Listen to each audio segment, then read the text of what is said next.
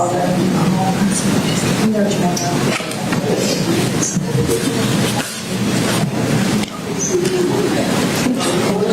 yeah, the ones for now. There's not.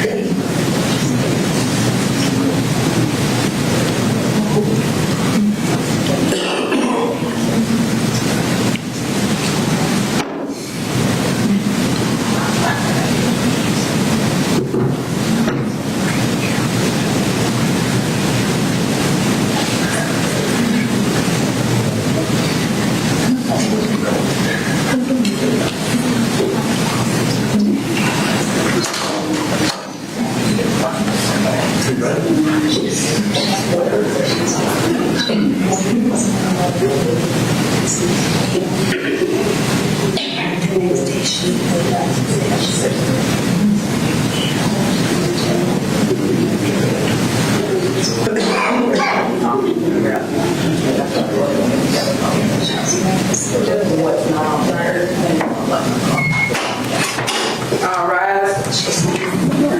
Good morning, thank you. Be seated. Good morning, guys.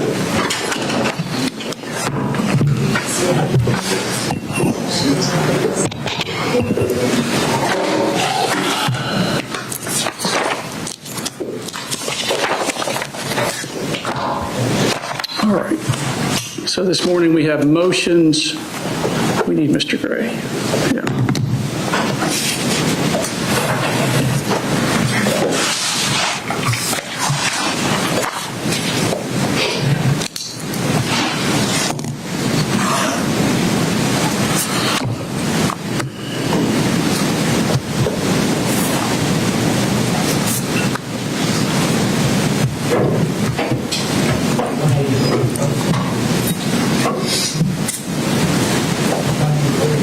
Ms. Daniel, did I send you an email about serious pending charges in our division? You did. I was Okay. out yesterday, but I'll work on that. I just couldn't remember if I thought to do it or actually did it, so. You did affection that. All right.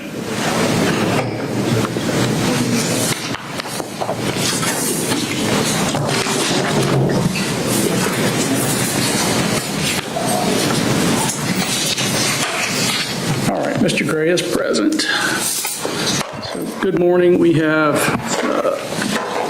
motions today. I understand we have demurrers. Yes, Your Honor. What else are y'all presenting today? Judge, we just have a special demurrer as well as a general demurrer for today. Okay, no other motions? Not today, Judge. Okay. I think we still have a deadline per your scheduling order when some of the other motions should be filed. Yes, sir. I know discovery has still been incoming. We got some more this week, so we're just kind of putting together our motions as the discovery comes in. All right. And they didn't file a motion to revisit the change of venue. To know if that was, your plan was only that today, or? We can certainly, Judge. It's not going to be that 3 or 4 minute arguments. Sure. I'm happy to entertain that today. Sure. All right. Defense can go ahead with their demurrers.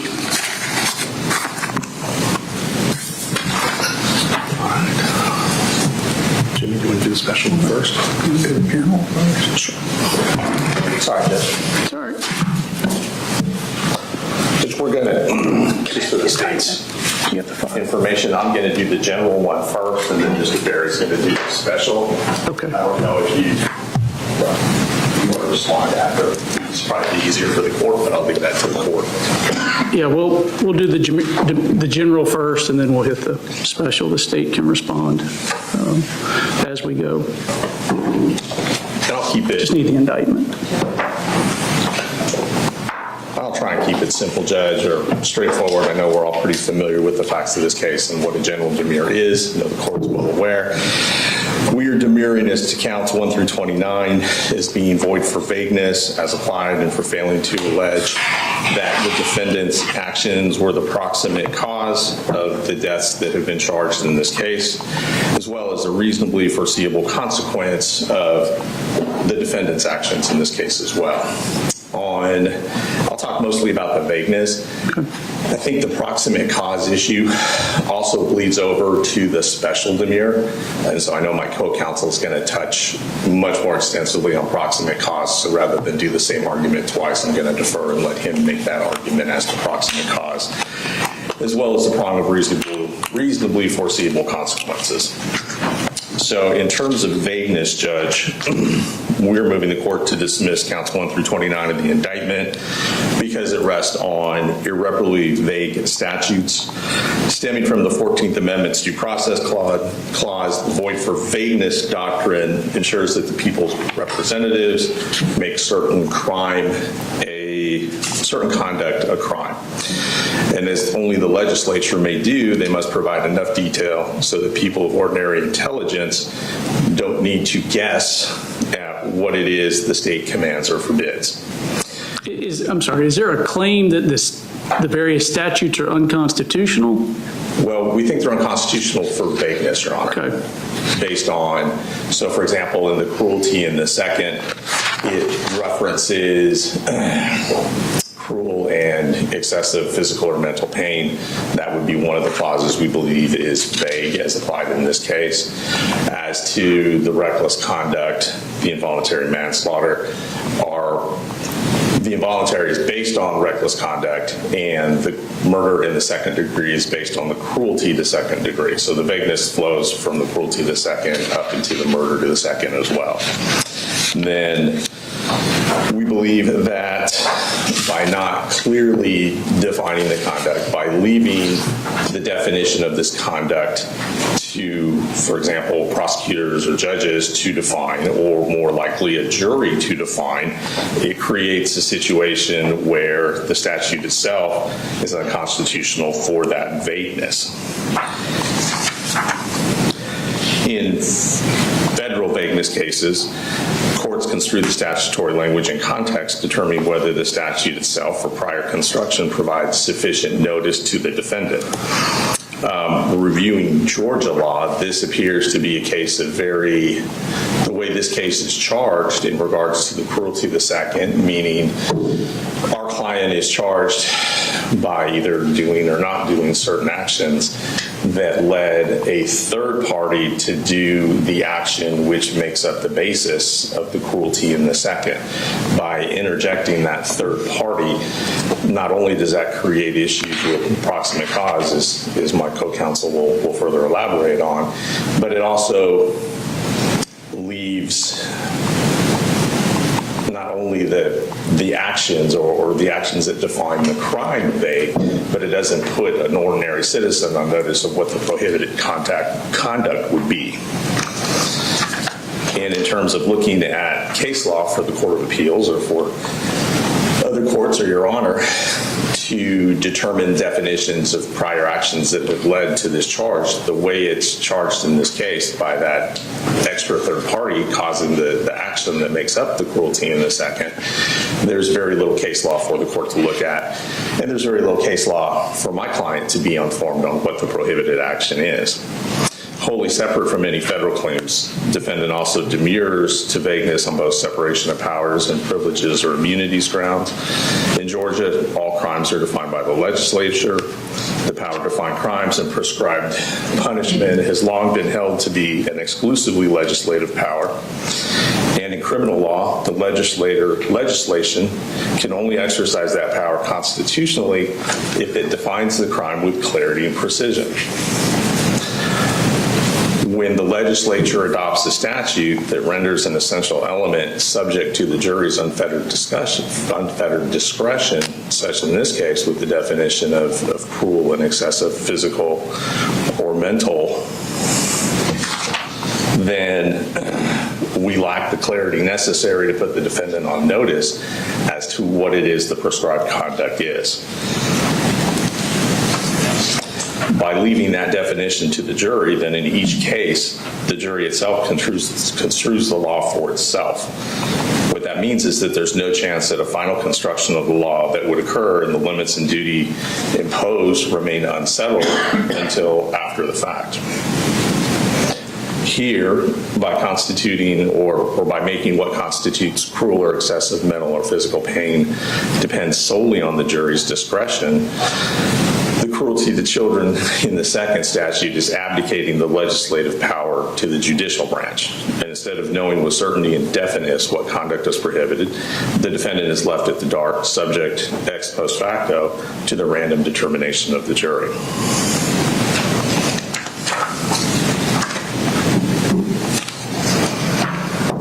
Judge, we feel the same argument applies also to reckless conduct because it's also a statute that depends upon the determination of a jury after the fact as to what conduct constitutes a gross deviation. So it's the same argument in terms of abdicating the power of what the prescribed conduct is and taking that away from the legislator and bestowing it upon the judicial branch to determine. For those reasons, Judge, and I will just make for the record, we also believe that there's an issue with proximate cause and that my client's actions as this indictment has been charged were not only the proximate cause of the death charge, but also a reasonably foreseeable consequence. But as I said, I'll let Mr. Berry address that more fully in his presentation. Thank you, Your Honor. Thank you. Ms. Brooks? I assume Ms. Brooks, but...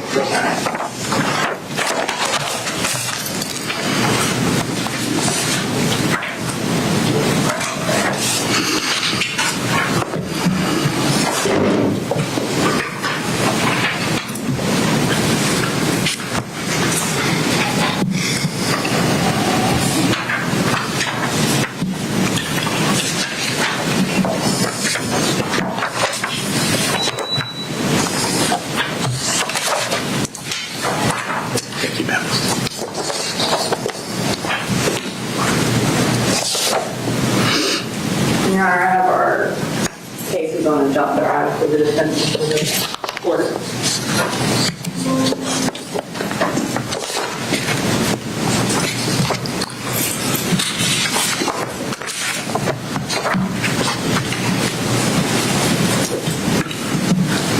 And I do have a quick clarifying question. The actual general demurrer motion that was filed by defense does not allege anything about unconstitutionality, and it alleges just, the general demurrer that a crime was not alleged. So are they abandoning that allegation? Judge, we won't abandon it, but we'll just leave it as it's been addressed in the motion for the court's determination.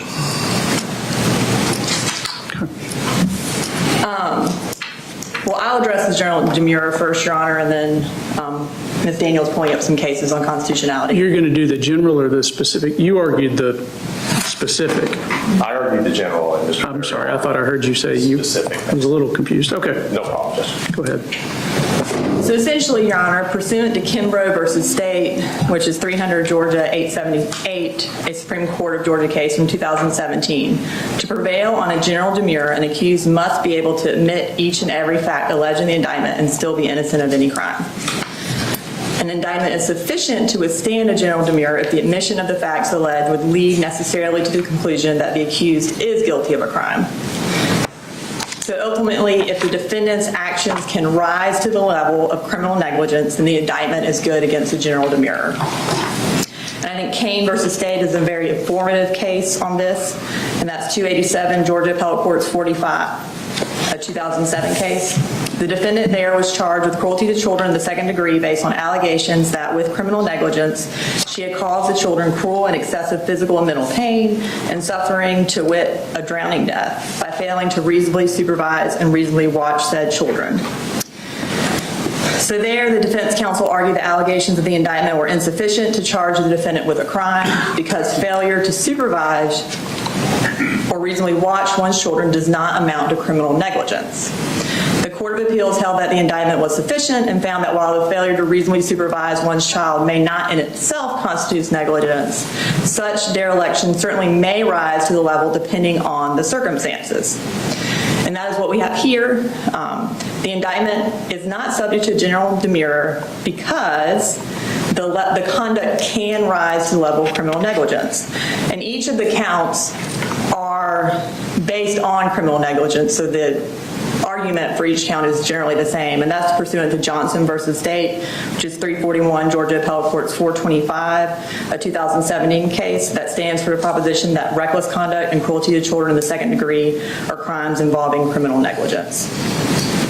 So while allowing a child access to a firearm and ammunition may not in itself be negligent, such recklessness may be negligent depending on the specific facts presented at trial.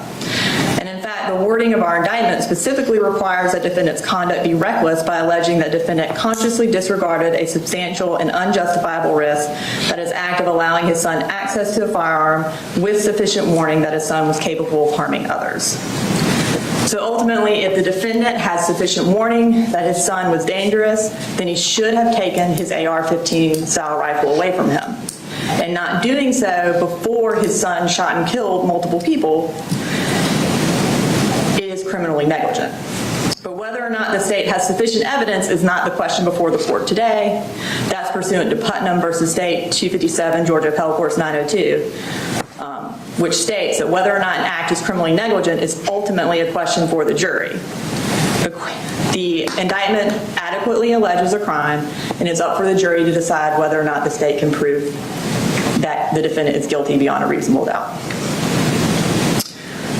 There aren't any cases, obviously, with this specific set of facts in Georgia. But the appellate courts have found sufficient evidence for criminal negligence in circumstances analogous to this case. Other cases where children were allowed access to dangerous instruments or hazards. So while these cases are not based on general demurrers, one of them is, but most are not, what these cases show is that if properly alleged, an indictment would be good or would have been good against a general demurrer. So you have Turnip Seed versus State, which is 186 Georgia Appellate Courts 278, a 1988 case. And that case affirmed the conviction for involuntary manslaughter in the commission of reckless conduct. Even though at the time of the pit bull attack on the child, there was no state law specifically forbidding the ownership of pit bull terriers or specifically outlawing any one of the defendant's isolated acts regarding the dogs, this did not preclude the jury from finding that the acts of keeping the dogs in the circumstances evidence and leaving them unguarded, all with the knowledge of past incidents, built up to reckless conduct on this occasion. So there, essentially, the defendant did not properly secure his pit bulls. They got out of the house and they killed a child, and that was found to be reckless, and that was found to be the basis for involuntary manslaughter. That case also found that the indictment was not subject to a general demurrer. In Baker versus State, which is 280 Georgia 822, a 2006 case, that case held that evidence was sufficient to support a conviction for misdemeanor reckless conduct when the defendant left his 9-month-old and 3-year-old sons unsupervised on upper floor of a 2-story home near an unprotected flight of downward stairs. Again, did not secure his children away from a dangerous hazard. Reyes versus State 242 Georgia Appellate Courts 170, a 2000 case, held that evidence was sufficient to support a mother's conviction for reckless conduct and failing to supervise a 3-year-old who was apparently attacked by an animal when evidence showed that the mother allowed her daughter to wander unsupervised, and the daughter was missing for more than 1 hour before the mom began looking for her. So again, not supervising her child, not preventing her access to the outside, and that resulted in reckless conduct. Johnson versus State, 341 Georgia Appellate Courts 425, a 2017 case, found evidence was sufficient to uphold involuntary manslaughter, reckless conduct, and cruelty to children in the second-degree convictions, where defendant left her 4-, 3-, and 2-year-old children completely unattended for an extended period of time in a room where they were sleeping on a mattress that was placed directly on the floor next to a space heater. Essentially, the court found that the mother knew that space heaters can catch fire, that they barricaded the children in the house so they could not leave, and when the space heater did catch fire and killed 2 of the children, that was found to be reckless and also involuntary manslaughter. So again, they put the children next to a dangerous hazard and did nothing to prevent them from being injured. Johnson versus State, 292 Georgia 856, a 2013 case, held that a jury could reasonably have concluded, based based on the evidence that the defendant acted with willful, wanton, or reckless disregard for her son's safety, both in failing to prevent her son from accessing her methadone medication and in failing to seek medical treatment once it became clear he was ill. So essentially, Your Honor, those cases show that an indictment for reckless conduct is sufficient against a general demurrer if it alleges a crime. The crime here being not preventing his child access to a gun when he had knowledge, when he had warning that his child was dangerous.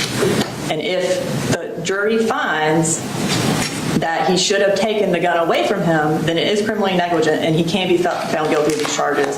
The state is just requesting that you let the jury decide that and not grant a general demurrer. What's your best case on it, Mr. Hobbs? I know it's nothing may be directly on point, but Sure, Judge. As to, and Mr. Berry will give the court this information more in his argument, but as to the proximate cause, reasonable consequence, there's Bell v. State, which is 317 Georgia 519. That is a Georgia Supreme Court case. And I never know how to say this one, but there's Melancon, Melancon v. State. And do you have the site for that, Mr. Berry? I do, Judge. I have copies of those. Okay. Of that, if I can put it in. yes, sir. Mr. Hobbs, did you want to make any final argument on the specific demurrer? Judge, I think both arguments are fairly clear, and I think the court has a pretty good grasp of what we're dealing with this. Obviously, this case is a little bit different than the cases that were cited just based on there being a third party in the form of Mr. Colin Gray who actually committed the action which is intended, but I know the court's aware of that and will rule appropriately. Thank you, Judge. All right, thank you. Mr. Berry, you want to do the general? Thank you, Judge. Good morning. Good morning.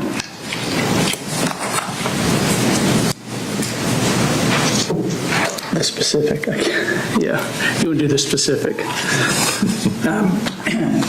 Your Honor, the thing that we know about the indictment in this case is that he's not charged as a party to a crime or as a co-conspirator. So it's kind of a hybrid indictment. In all 29 counts, it's interesting that the language is exactly the same in all 29 counts as to what allegedly occurred. I've given the court the case of Melicant. I think that is the leading case right now. There are a couple of cases that are going up. They've been sorted up to the Supreme Court, but I think this is the leading case right now. It was decided in September of last year. And basically what it says, Judge, is that for each kind of murder set out in our statute, the state must prove that the accused caused the death of another human being. And looking at all of the previous cases that led up to Melicant, cause is broken down into two parts: a cause in fact and legal cause, which they have outlined in Melicant as proximate cause. In addition to cause in fact, the decisions describe a separate requirement that they call proximate cause. That's in Bell versus the state at 317 Georgia 523, Eubanks versus the state 317 Georgia 563 and 565, and Jackson versus the state at 287 Georgia 648 and 649. The overall elements of causation required, the murder causes is proximate cause, and that elements include cause in fact and legal cause. Legal cause requires foreseeability or likelihood of death happening in the way that it did or alleged in the indictment, which gives the defendant the conduct which they allege. when you look at the indictment based on Melicon, there's some striking things that you see. In the beginning of the wording, they say consciously disregarding a substantial and unjustifiable risk. This is the language that's used in reckless conduct, but they use it in each one of the charges. All 29 charges uses this same wording. The problem is you are using wording from reckless conduct in a murder charge, murder in the second degree, which is very vague. Which one are they talking about? Are they going to argue reckless conduct, or are they going to argue murder in the second? That language should not be in the indictment. Secondly, in looking at the indictment, they indicate that access to firearms is an issue. There's no requirement under Georgia law that people have their guns locked away. I think it's come before the legislature a couple of times. That has not been, no law has been passed in that regard. Even if you lock your guns away, what is access? Somebody can break into a gun case, get the guns out. So what do you mean by access? Is it just that everybody's going to have to get rid of their guns if they have kids under a certain age? We don't know. It's not specific in the indictment. Now let me ask, so just trying to think of an analogy there. There's no law that says you can't leave your prescribed narcotics on the coffee table. But you could certainly be charged if you left open prescribed narcotics on a coffee table and a child came and overdosed. I mean, would you disagree with that, or? Well, you can take that analogy a lot of different directions. If I have an automobile, I have a 16-year-old, and I know my 16-year-old's gotten a couple of speeding tickets, but I leave the keys in the kitchen, and my 16-year-old gets the keys, drives down the road, runs into somebody and kills them. The access to the keys, is that the proximate cause of the murder? It's very vague at best. And that's why we're saying the indictment is vague in and of itself on a number of levels, that just being one of them. And I realize we have a uniqueness here with the third-party actor. Correct. This is one of the most bothersome parts of the indictment to me, is it says, after receiving sufficient warning, we don't have any clue what that sufficient warning is. I don't know. I've looked at all of the discovery. I don't know what that sufficient warning is. It doesn't outline it in the indictment. So how do I know what a sufficient warning is? Is it your son's having some problems? Is that a sufficient warning? I don't know, because the indictment does not say. So how can we say that a warning is the proximate cause? Because we don't know what that warning is. It's interesting, too, that in the indictment, it alleges that this occurred on or about September the 4th. On or about September 4th. We don't know what sufficient warning he received on or about September 4th, because they put it kind of in a capsule. It's got to be close to September the 4th. We don't know what that warning was close to September the 4th. And was it sufficient? What does sufficient mean? How do we know? Because they haven't outlined it in the indictment. The next part of the indictment, which is confusing, is that Colt would, after getting this sufficient warning, that he would cause bodily injury to somebody. Now, where in the indictment is it tell us that he knew he would, not that he may, but knew. It's not in the indictment. We don't know how in the world he would have known unless Colt told him. We've got Colt's statement, unless he's made some other statement that we don't have. He's not made that claim. So how would he know that? We don't know. The indictment doesn't tell us.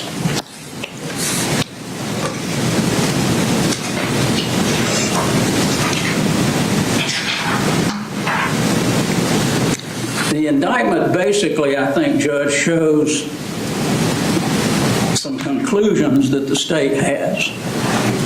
But what we have to have in an indictment is primary facts. We have to have some facts to go on. So in this indictment, the reason we've demurred to this indictment especially is that the state's failure to properly allege the probable cause issue. There's nowhere in the indictment that it uses the word probable cause.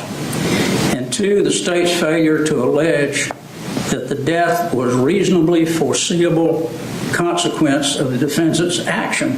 And we don't know whether it's the defendant's action or inaction. They really haven't told us whether it was an action or an inaction that the defendant did in this indictment.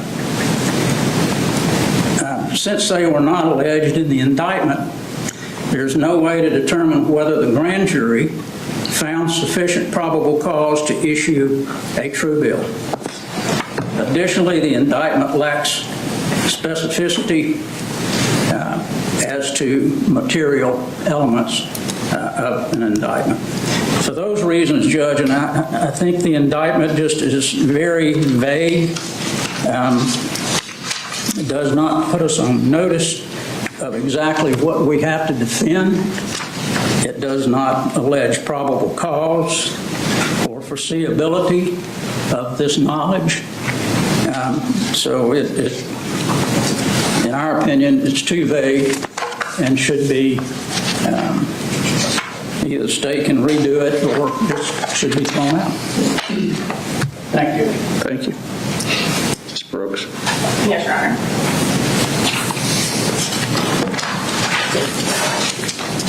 To begin with, as I stated earlier, reckless conduct in criminal is regarding criminal negligence, and so is cruelty to children in the second degree. The only difference is that cruelty to children involves a child, reckless conduct would involve an adult. So the language can be the same because it's essentially the same charge with the only difference being the age of the victim. Involuntary manslaughter is based on the death of an adult. Cruelty to children in the second, or murder in the second, is based on the death of a child.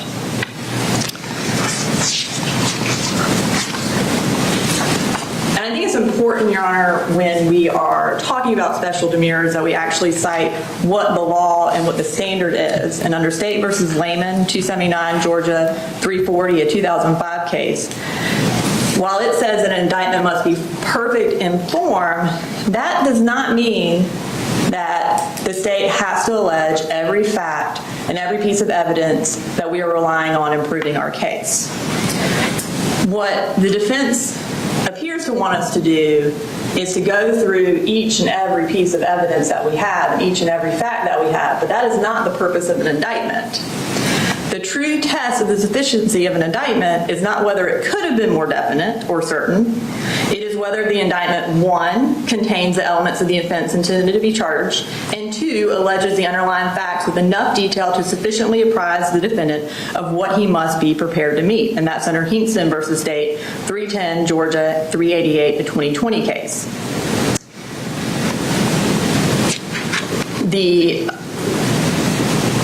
Considering whether the indictment is insufficient, it is informative to remember that the purpose of an indictment is to allow the defendant to prepare a defense. It is not for us to tell them everything that we are going to present at trial. We've given them discovery. They know what we are presenting at trial. We are not required to outline every piece of evidence in our indictment. as each count in the indictment, the state did allege each and every essential element, which is prong one of the requirements to withstand a special demurrer. So for cruelty to children, those elements are 1, cause cruel or excessive, 2, physical or mental pain, 3, to a child under 18, 4, through criminal negligence.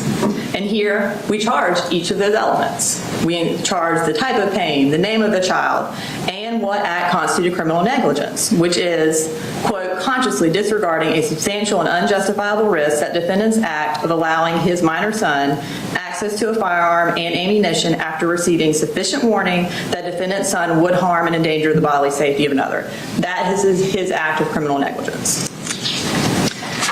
And essentially it's the same thing for reckless conduct. We indicted each and every essential element that is outlined in OCGA 16560 and charged the defendant with the harm that he caused, the victim's name, and the specific act of criminal negligence.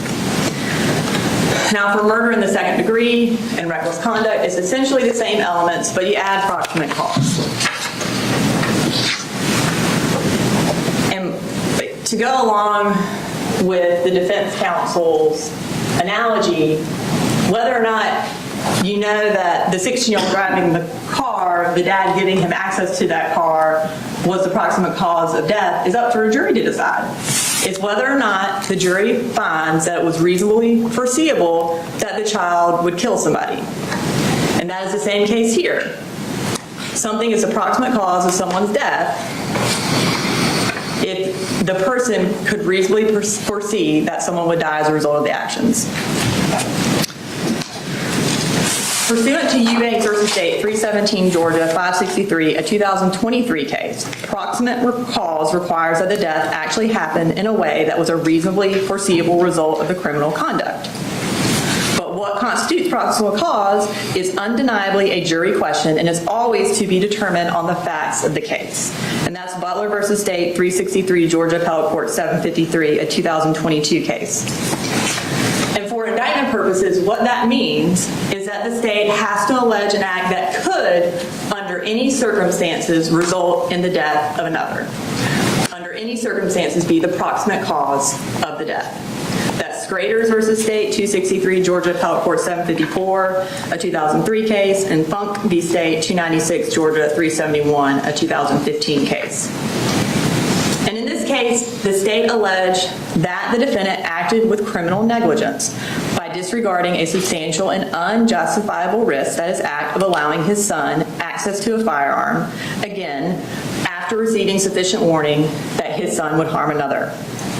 The plain language in the indictment requires that harming another by use of a firearm be within defendant's knowledge and therefore reasonably foreseeable. We put the wording in there of sufficient warning. The defendant had to know that his son was going to do something or was capable of doing something in order for him to be responsible for the actions of his son. And that in itself is reasonably foreseeable in the indictment.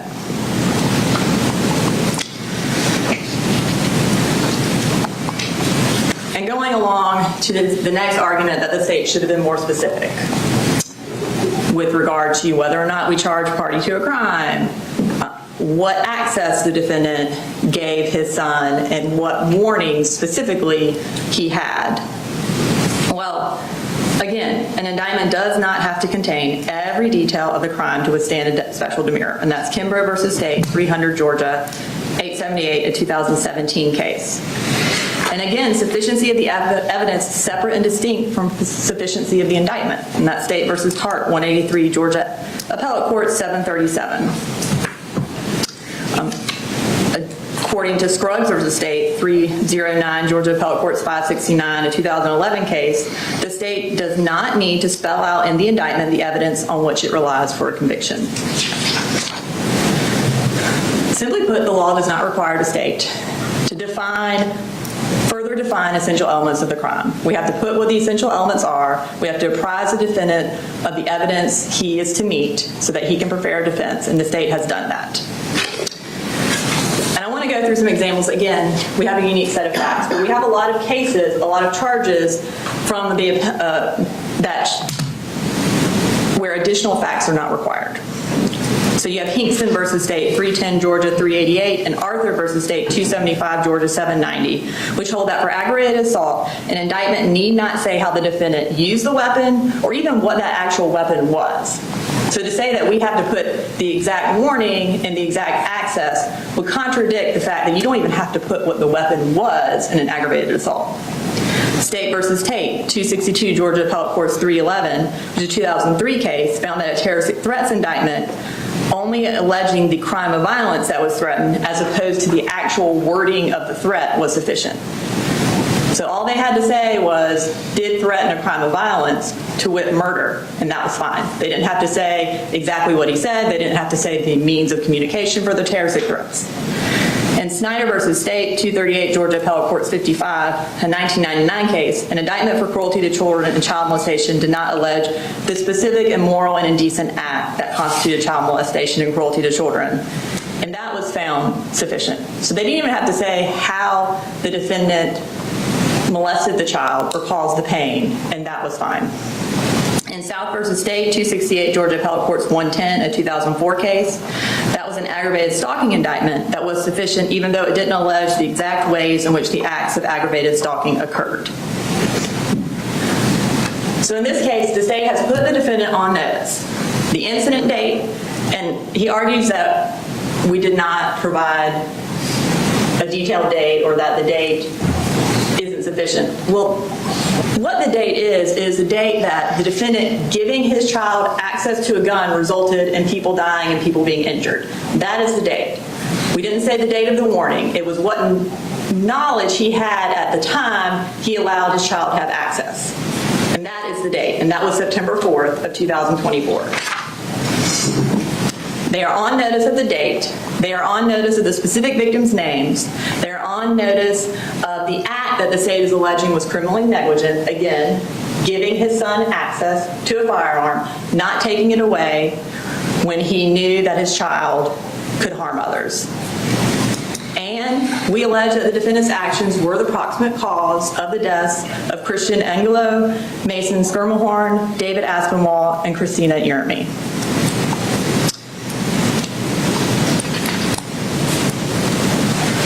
Specifically with regard to party to a crime, the state doesn't have to allege that. That is long settled law. There's no requirement that we put in any sort of indictment that the defendant was a party to the crime of someone else's actions. So that is under Leaks versus State, 303 Georgia 104, a 2018 case. Indictment did not need to be charged with defendant's culpability in it to be proved in that manner. That is also Metz versus State, 284 Georgia 614, a 2008 case. The law is well settled in Georgia that the state is not required to specify in the indictment that it is charging the defendant as a party to the crime.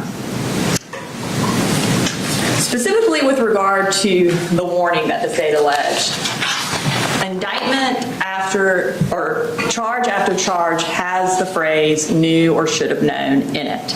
And the term sufficient warning is analogous to knew or should have known. Statutes like theft by receiving under OCGA 1687, which requires the defendant knew or should have known the property was stolen. Drive-by shooting under 1615 4.1 requires that the defendant knew or should have known a building at which he fired a gun was occupied. Or harming a public safety animal, OCGA 1611 107, that requires that the defendant knew or should have known the animal harmed was a public safety animal. There's no requirement in the law that demands that the state allege what knowledge the defendant had in each of these cases. And it's the same in this case. There is nothing that says the state has to prove these specific warnings or the specific knowledge that the defendant had when he let his son have a firearm. Requiring the state to outline each and every warning that the defendant had would not only make this indictment entirely unwieldy and just pages upon pages long, but it would also require the state to prove elements that is not required to under the law, and it would give us a heightened burden of proof that we are not required to have. Ultimately, it is for the jury to decide whether the evidence presented is sufficient to prove that defendant's knowledge and actions rose to a level of criminal negligence. And the state respectfully requests that the court allow the jury to do that and deny the special demurrer. Thank you, Mr. Berry. Thank you, Judge. One thing that the state didn't talk about is this new case, Melancon. It requires that you allege proximate cause. They don't do that. They don't say that because he got this notice, that was the proximate cause of the death. Because of the access, that was the proximate cause of the death, or foreseeability. Both of those are outlined in the Melancon case, and I think that certainly it's very important. And we don't expect, and we know that indictments are not perfect. However, you are to put in an indictment what you allege that you're going to prove. You have to put us on notice what that is. And if you read the indictment, and they say some of the cases say it's just known that it's new or should have known, that's not what's in the indictment. That's very specific. He knew because he was given specific warnings on or about, and they said, well, we don't have to put exact date that he got the warning, but that's not what the indictment reads. The indictment reads that all of this was on or about the 4th of September. So we have to assume that that notice was given on the 4th of September because that's what's in the indictment. No knew or should have known.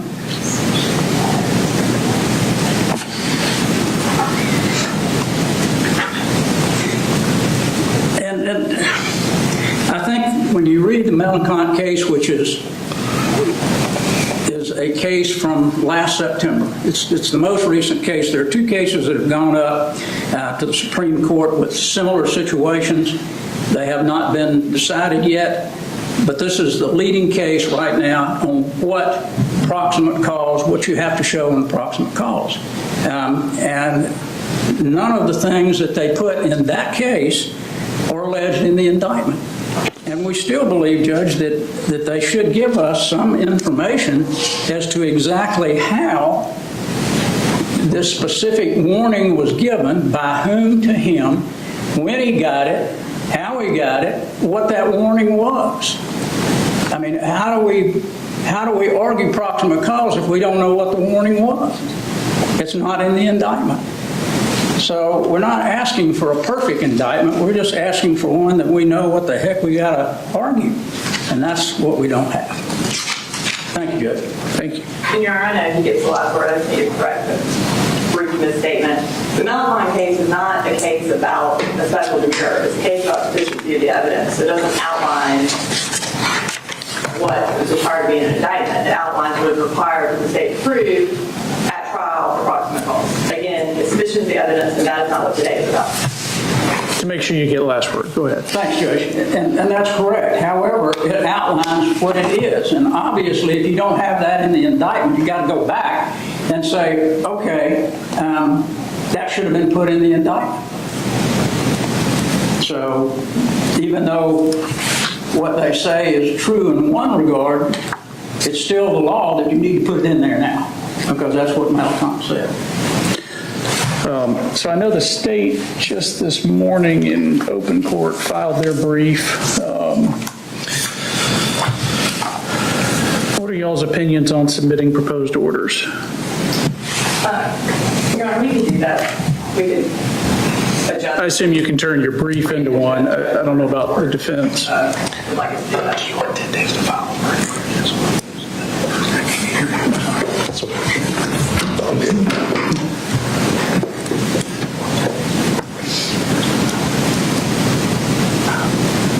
Yeah, schedule an order. We can certainly submit a proposed order, Judge. If you would like us to submit a brief, we would simply ask for about on Monday. We can have it approved to your Honor pretty quickly if you'd like one. The proposed order citing the law and such would be sufficient if you're okay with that. We are. Thank you. I missed how long you wanted for that. How about a week, Judge? Sure. Thank you.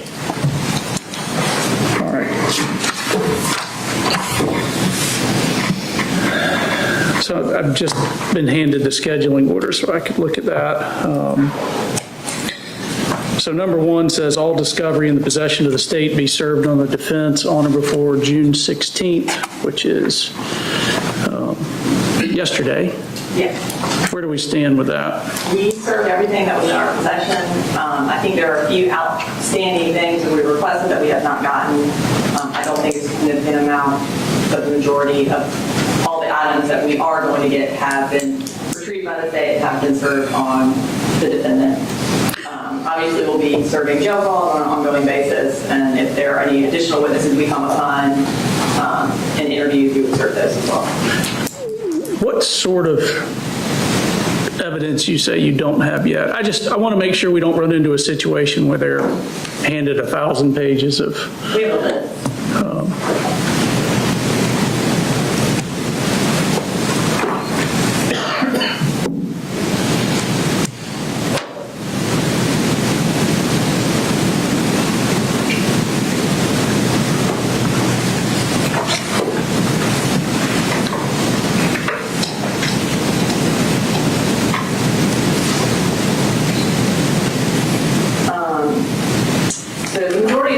We're waiting on a few medical records from some of the victims, which won't be in much dispute. We are waiting on some certified copies of search warrants. There were some additional school records of the defendant's son that we had not received, where he had been at for a short period of time. We're waiting on those. And I think the only thing that appears to be a little bit more lengthy would be call detail records for the defendant. We already have provided what we have. I think we've asked for some additional call detail records, and those have not come in yet.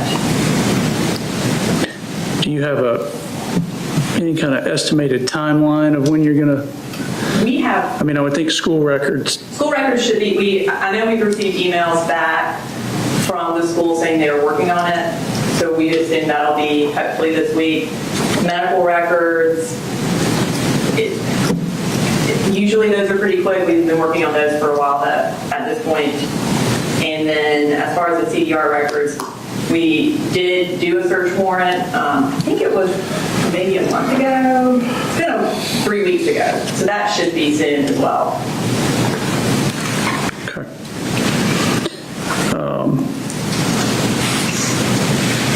I know y'all will be, but just continue to be diligent in accessing that so that the defense has it in a timely manner. Yes, sir.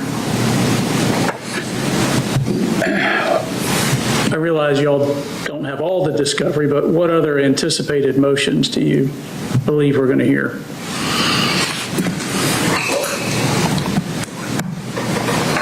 Judge, I think we've got some motions to suppress that we're going to be filing. Okay. And there are some that we'll need to speak with the court without the district attorney present, dealing with psychiatric situations. So I just want to make sure, obviously we're scheduled to commence the trial September 8th. I want to make sure that we have time to get in court, argue the motions, time to rule on them. If things get tight in the summer, but there's a judges conference 1 week towards the end of July, vacations, but okay. So we do need to confer and maybe just go ahead and get a backstop. Do we have a backstop already for a day to argue those motions? Have y'all talked about that with Mandy? We have, Judge. Okay. She gave us some additional dates other than this one, so if those are still available, we can look and come up with a date. Do you anticipate any of the motions taking more than a day or half day to present and argue? I don't think so. Okay. And Your Honor, it won't take long to prepare the motions, it's just more of a matter of witness availability. So the sooner we know, obviously, what witnesses would be required, then the sooner we can make sure that they're available for whatever day. All right. Maybe after our deadline of the 15th, we'll try to come over and sit down with the state, Okay. see if we can go through some of those ahead of time. And then, and I'm certainly okay with y'all filing them before the 15th. All right, and y'all filed a motion to reconsider the change of venue, is that right? We did, Judge. Y'all want to address that? Yes, Your Honor, we'll take a minute. Judge, we're concerned over where the court has chosen to move this case, Hall County. Hall County is contiguous to this county. Got a tip, but go ahead. It's still contiguous, at least in our perspective it is. Yes, sir. The thing that we're concerned about also is some of the witnesses in this case are from Hall County. Hall County was where they raised about $50,000 through their T-shirt. They were done in Hall County. Tell me more about that. I don't remember hearing Hall County with a T-shirt fundraiser. We had argued it initially, Judge, some of the business people there in Hall County did the Appalachian Strong T-shirts. As in the company made the T-shirts, or there was a in the community fundraiser there? Well, they made the shirts there and, Okay. of course, sold them there. Okay. As I understand, it was about $50,000 that was raised from the making of these T-shirts. The primary concern that we have is that demographically it doesn't match. It's in the same, well, you got the same news programs there as you do here. So we really haven't changed anything much except this very small epicenter. And I would venture to say it probably doesn't take much longer to get from this courthouse to the Jackson County Courthouse than it would to get here to the Hall County Courthouse. I don't know, I haven't driven it, but it's pretty close. And I assume if the court does Hall County that you'll allow people to drive back and forth from Hall County here every day. So I will discuss some logistics with y'all a little later. I will make arrangements. Go ahead. But that's what our concern is, Judge. It's just not far enough away. I think that we're still in that epicenter of where this occurred. And I think that you're going to have people in Hall County as a neighboring county, even though it's a tip, it's still neighboring county.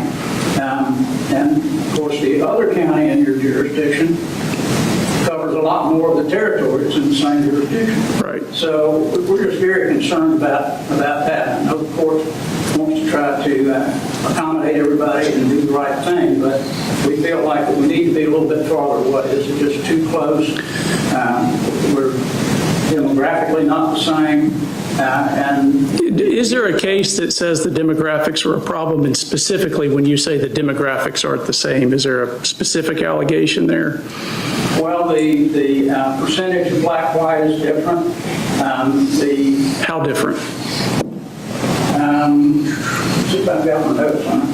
I don't think I brought my notes up on that. Because I think the percentage of at least white is the same or a percentage less than at least one of the counties suggested by you guys in your original request for South Georgia. I think from the standpoint of the number of people, they're about 2.5 times. It is a bigger population. Correct. No question. So obviously I reached out to, it's in the order, I reached out to the South County Georgias that were recommended by the defense. None of those were going to be able to accommodate us, certainly not on our September trial schedule. Now, if we went into 2026, one of them seemed more likely to be able to try and make it work. So the trial dates present some problem. We're also talking about, I'm being told, a 3-week trial. So we're also talking about disrupting the lives of jurors, which is going to be a big ask for 3 weeks or so. And what we want is to not have a jury once they're seated, not get tainted, not lose jurors for any improper conduct or improper information that they've received outside the trial. So I really was reluctant and am reluctant to put jurors in a hotel for 3 weeks. So that means I need, with that in mind, that means I need to be able to get the jurors here in a reasonable amount of time and back each day. If I put them in a hotel, I don't think that we've eliminated the problems that we have with sequestering a jury, unless I take their cell phones away. And I can't imagine in this day and age taking the cell phones from jurors for 3 weeks. So I think, and again, I may prove to be wrong, but I think allowing them to continue some normalcy of life increases the odds that we don't have jurors do something they're not supposed to do over the course of a 3-week trial, which did limit how far away I could go. Now, the other looming problem is finding some other place that can accommodate us for a 3-week jury trial. We had kind of already earmarked some time here and were able to arrange things, which is, I have more control here than I do anywhere else. Normally, and correct me if I'm wrong, but in a change of venue, you usually go through where the crime occurred, trying the case where the crime occurred. In other words, here in Barrow County, we're doing jury selection, and then we find out too high a percentage of the jurors can't be impartial. So we're removing that, at least in some degree, by bringing jurors in from somewhere else. I realize it's not as far as you would like. And certainly, we may be in jury selection and find out that too many of the jurors there can't be impartial. And that puts us where we would have been if we'd have tried to get the jury here. Either way, whether I try and find somewhere else, which is going to be 2026, or we try it with Hall County jurors and find out that perhaps we can't get a fair jury there, we're still going to be 2026, going somewhere else, doing it again. I realize, and I knew the order wouldn't make everybody happy, and I realize that it may ultimately prove to be a bad decision.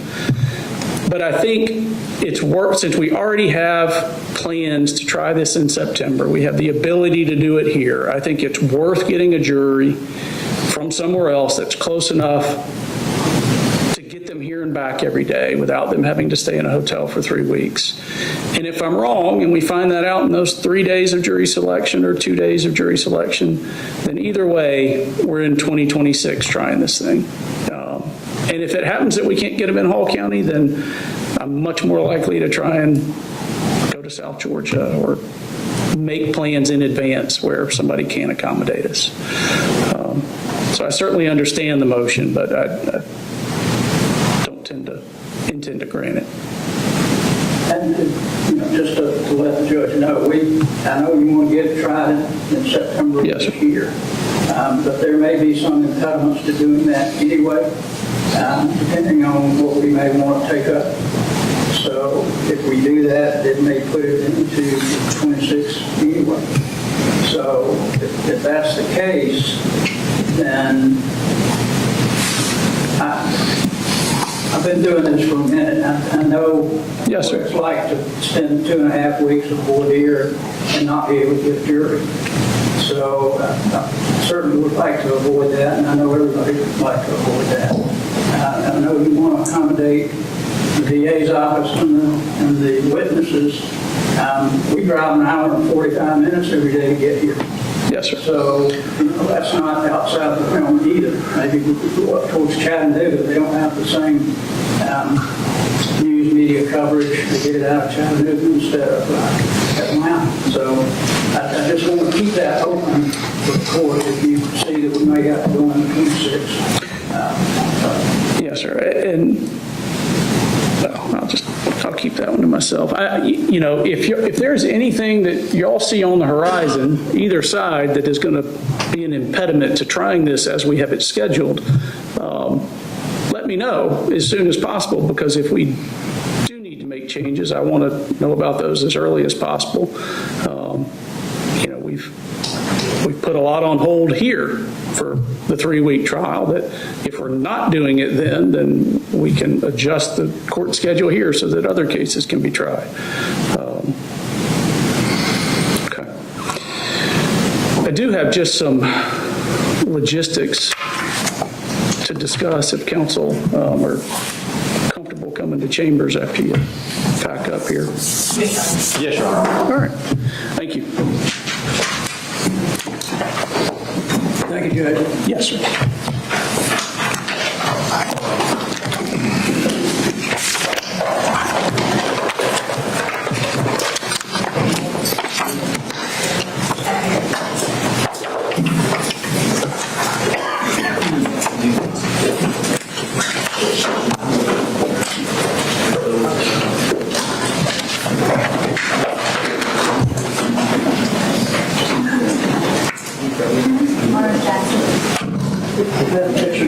Absolutely, nice to meet you.